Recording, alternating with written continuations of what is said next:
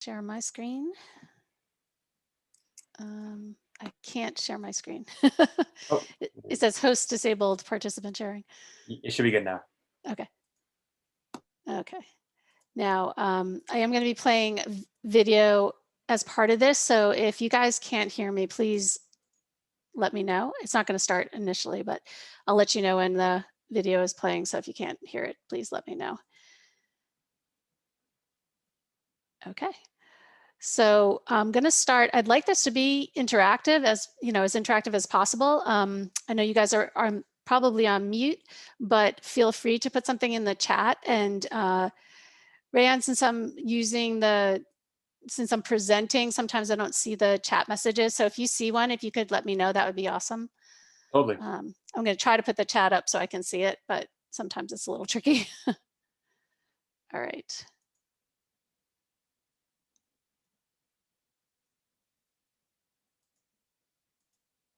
Okay, so now I can see it. Okay, so I'm going to introduce myself a little bit, and then we'll kind of talk a little bit about the icebreaker. I see I got one message back from someone, which is great. So I am Susi Burke. I'm the Chief Impact Officer at Phin. I've been in tech for over 30 years. I started as an engineer, so I spent quite a few years as an engineer. And then I moved into the product space. I've done a lot of database design. I was the chief product architect of an enterprise level system for many, many years. I've judged and mentored at many hackathons, including Tech Together Boston, Tech Together Seattle, Black Girls Code. And recently, actually this summer, I did one in Illinois, Hack Illinois. It's called HackThe. It was at the University of Illinois at Urbana-Champaign. So that's a little bit of my background so you understand why I'm here. I did want to let you know a little bit about Phin. So Phin was created to solve the dual problems actually of raising donations for impactful causes and also being able to engage employees and customers in a really authentic and sincere way. So Phin is sponsoring a couple of the prizes for is it HackTheLib or HackTheLib? I wasn't sure how to pronounce it. Yep, HackTheLib. HackTheLib. Yep. So a couple of the prizes are sponsored by Phin. So you guys will all actually get a Phin donation for participating, and then the prize for most impact and the prize for what was the one that was added recently? The best first-time hack for people. Best first-time hack. So those two are sponsored by Phin, and the recipients, the team will be getting $50 to donate to a cause that they choose off the Phin site. So some of you will actually get a chance to experience what Phin is all about. So today we're going to talk about pitching. And if you can respond a little bit in the chat, what you think pitching is. Like what is the definition of pitching? If anybody has an idea, otherwise I'll just kind of go in and chat about it and let you know what my feeling on the pitching. Okay, give somebody a chance to kind of put something in. Pitching is presenting your idea in a short form. Very good. Trying to sell your idea to other people. Excellent.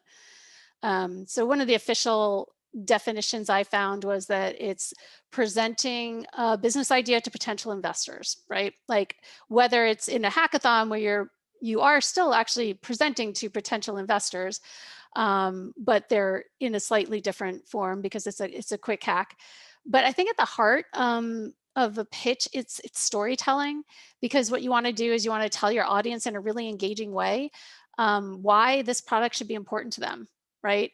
So there's a number of different ways to do it, and we're going to just talk about some basics. I'm going to try to stick with the hackathon pitch, which is slightly different from pitching, well, pretty significantly different from pitching to investors in that it's a 3 to 5 minutes usually, as opposed to pitching to investors long form. You're really talking more half an hour. You're including a lot of business ideas in the pitch, usually when it's extended.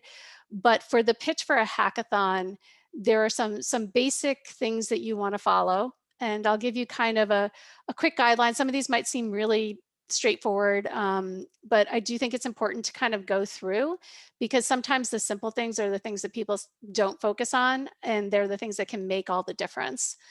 So the first thing that you want to do when pitching is to know the rules. So every hackathon has different rules in place in terms of what's important, and knowing those will impact how you structure your pitch.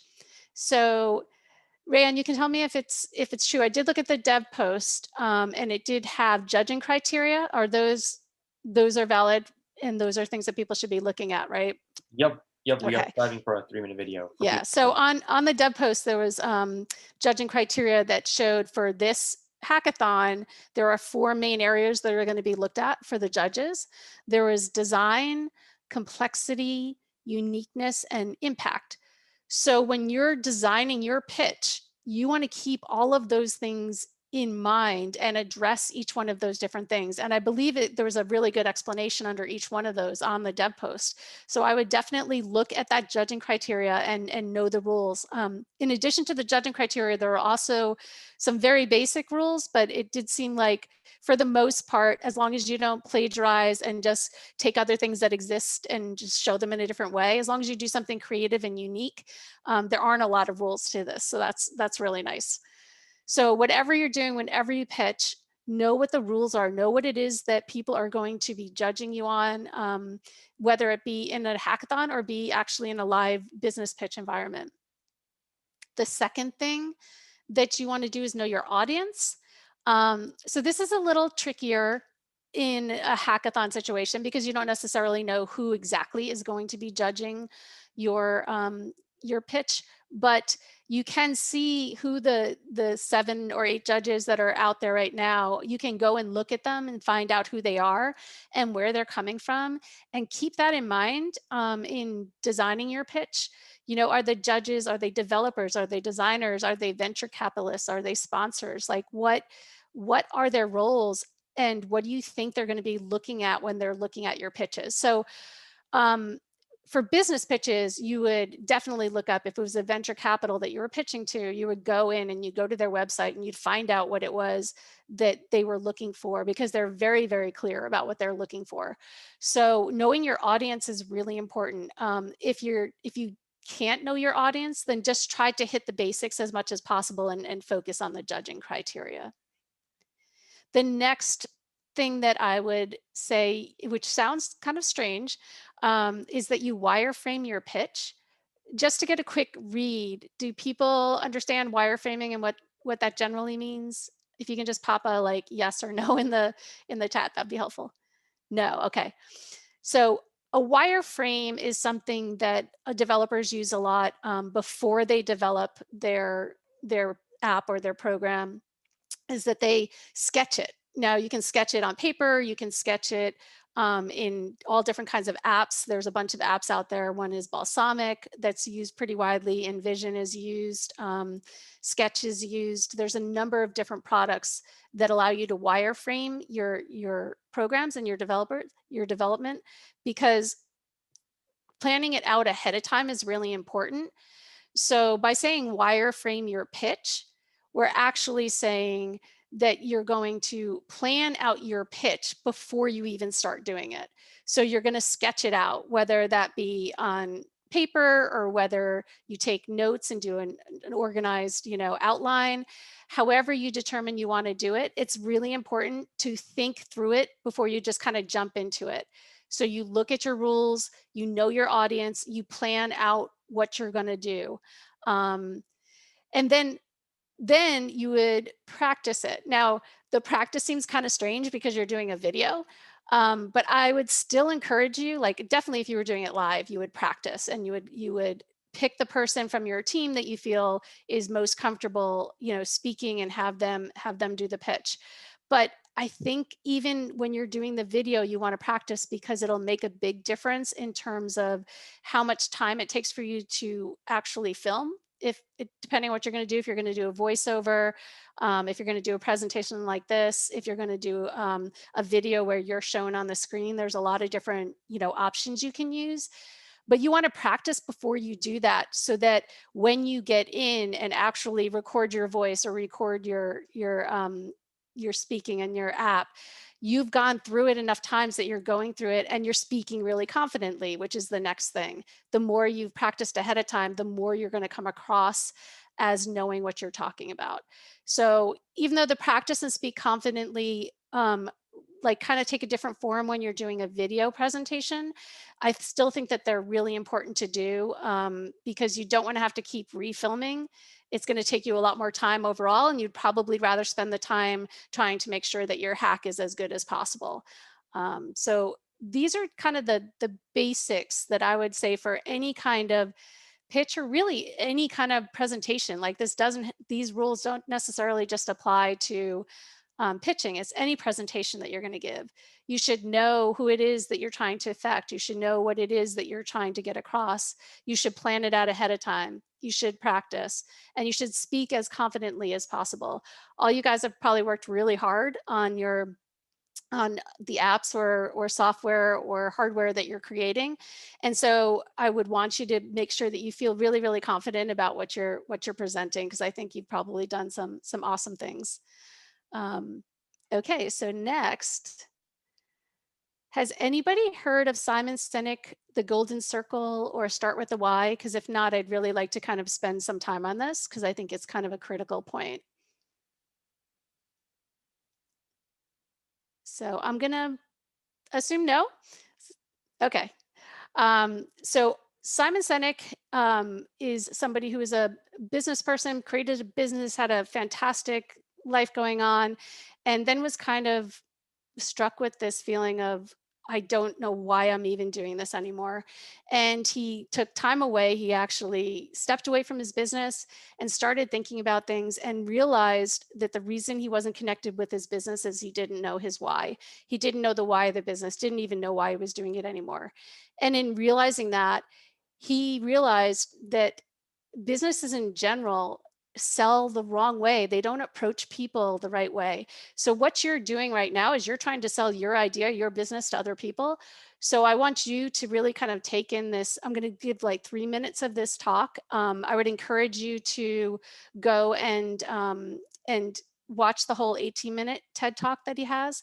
But for your purposes, I think this 3 minutes kind of connects exactly with what you would want to do for your presentation, for your pitch. So please let me know if somebody can just write in if you can hear this. There's a pattern. As it turns out, all the great and inspiring leaders and organizations in the world, whether it's Apple or Martin Luther King or the Wright brothers, they all think, act, and communicate the exact same way, and it's the complete opposite to everyone else. All I did was codify it. And it's probably the world's simplest idea. I call it the golden circle.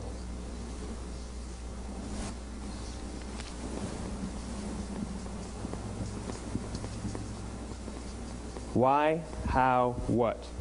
This little idea explains why some organizations and some leaders are able to inspire where others aren't. Let me define the terms really quickly. Every single person, every single organization on the planet knows what they do, 100%. Some know how they do it, whether you call it your differentiating value proposition or your proprietary process or your USP. But very, very few people or organizations know why they do what they do. And by why, I don't mean to make a profit. That's a result. It's always a result. By why, I mean what's your purpose? What's your cause? What's your belief? Why does your organization exist? Why do you get out of bed in the morning? And why should anyone care? Well, as a result, the way we think, the way we act, the way we communicate is from the outside in. It's obvious. We go from the clearest thing to the fuzziest thing. But the inspired leaders and the inspired organizations, regardless of their size, regardless of their industry, all think, act, and communicate from the inside out. Let me give you an example. I use Apple because they're easy to understand and everybody gets it. If Apple were like everyone else, a marketing message from them might sound like this. We make great computers. They're beautifully designed, simple to use, and user-friendly. Want to buy one? Meh. And that's how most of us communicate. That's how most marketing is done, that's how most sales is done, and that's how most of us communicate interpersonally. We say what we do, we say how we're different or how we're better, and we expect some sort of behavior, a purchase, a vote, something like that. Here's our new law firm. We have the best lawyers with the biggest clients. We have, we always perform for our clients, do business with us. Here's our new car. It gets great gas mileage. It has, leather seats. Buy our car. But it's uninspiring. Here's how Apple actually communicates. Everything we do, we believe in challenging the status quo. We believe in thinking differently. The way we challenge the status quo is by making our products beautifully designed, simple to use, and user-friendly. We just happen to make great computers. Want to buy one? Totally different, right? You're ready to buy a computer from me.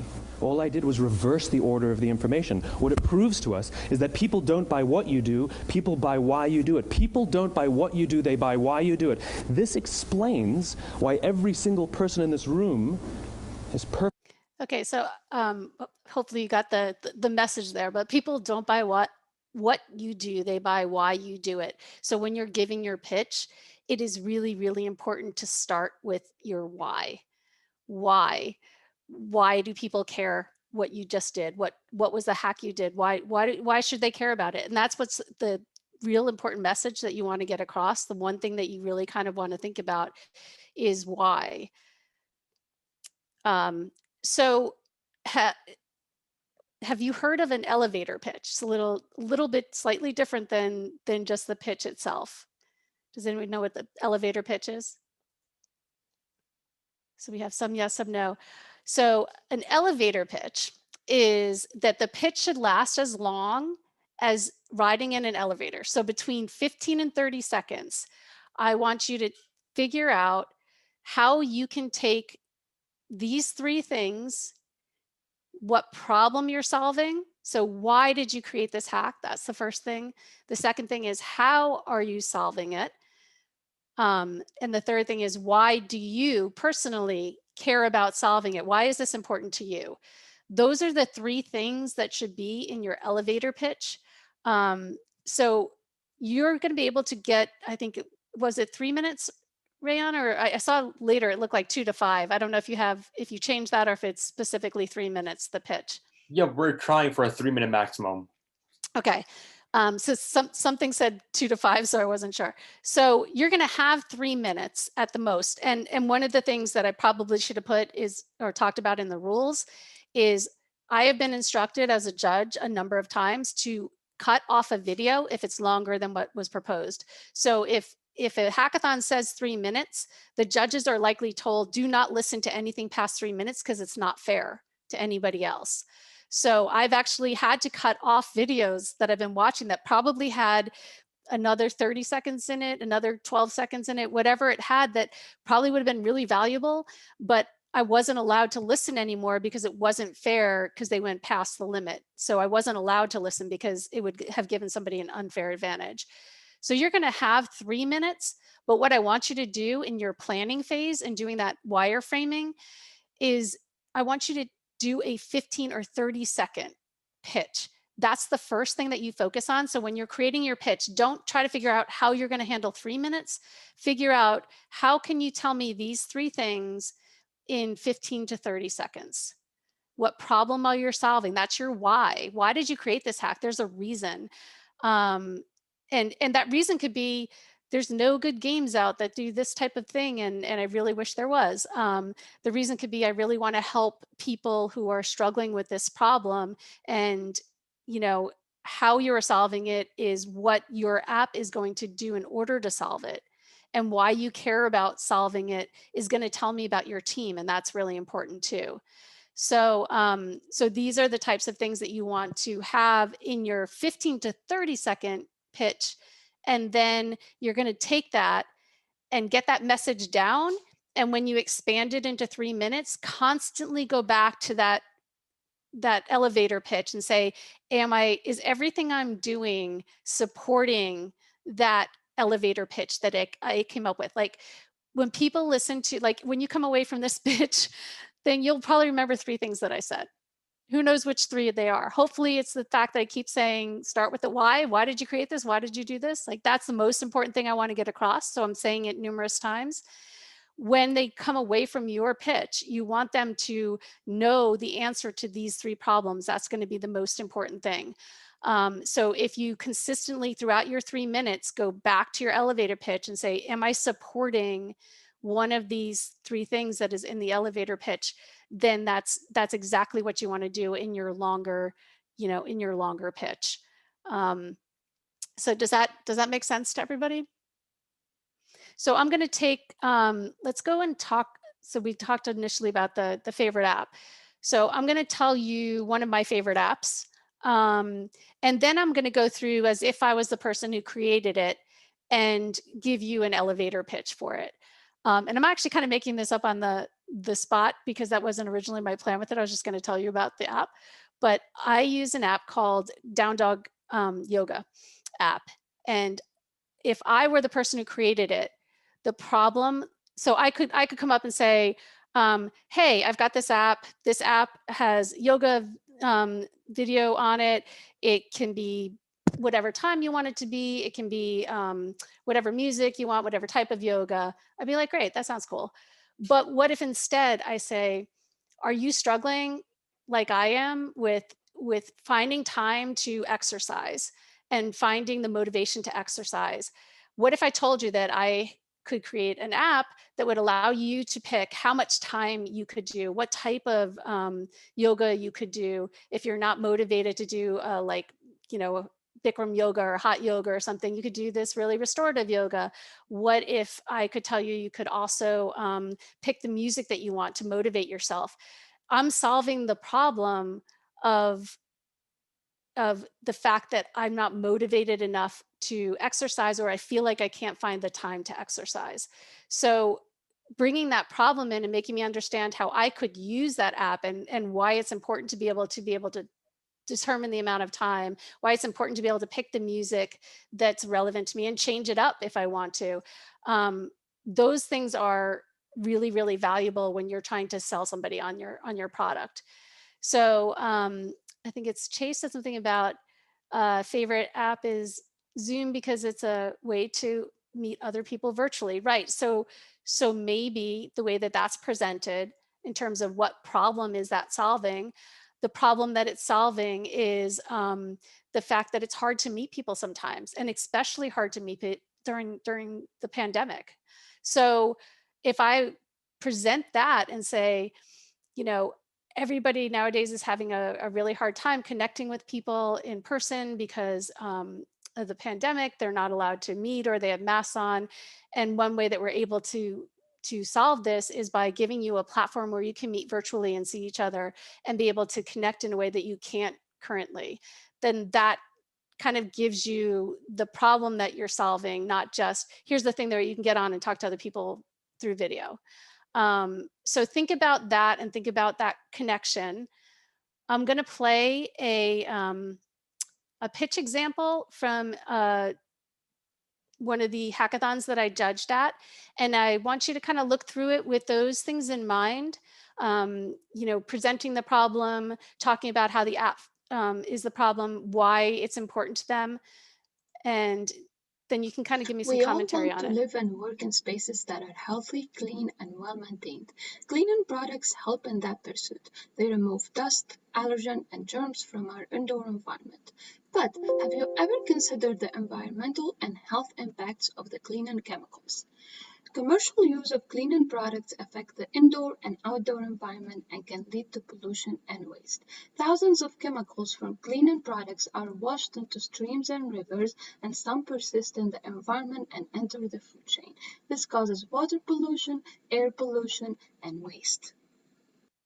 And with COVID-19, this is only getting worse as we're using more and more cleaning products, and also a lot of businesses are not allowing reusable products.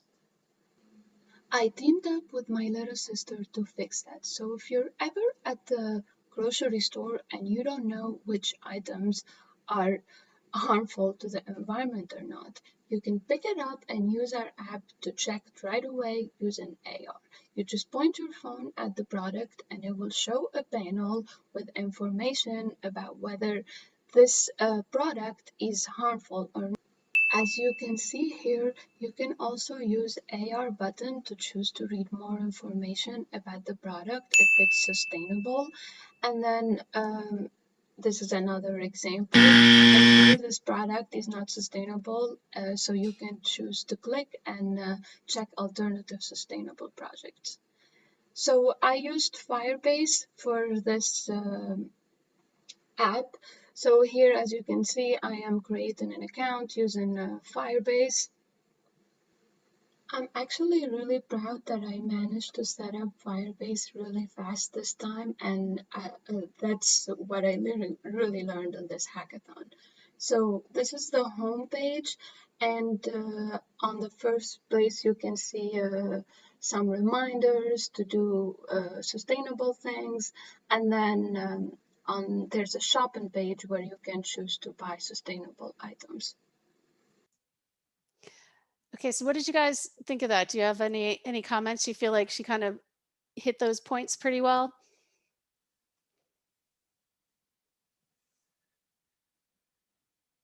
So, you know, in going through, I think she definitely stated the problem. The problem is that the cleaners are dumping, you know, chemicals into our water source and in other types of pollution.